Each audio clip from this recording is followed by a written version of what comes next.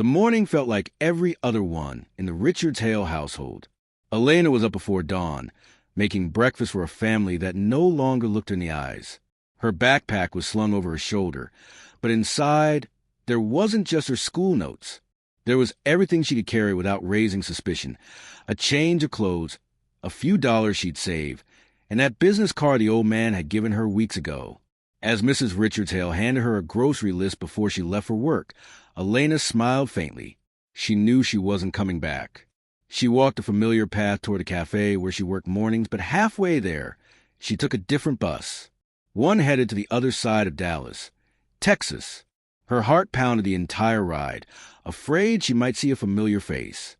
When she stepped off, she found herself standing in front of St. Mary's Home for Children, an old brick orphanage she had heard about in passing.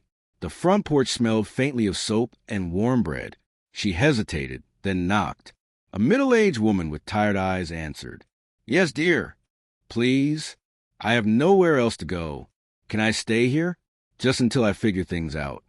The woman studied her, then opened the door. Inside the orphanage, Elena found her first taste of peace in years. She slept on a bunk bed in the shared room and helped the staff with chores to earn her keep. But she never forgot her dream.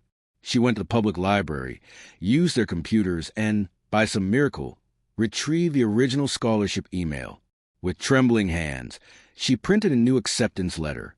The term started in 2 months. To cover her expenses until then, she took a part-time job at a local diner. Her days were long and her meals small, but her smile was growing again.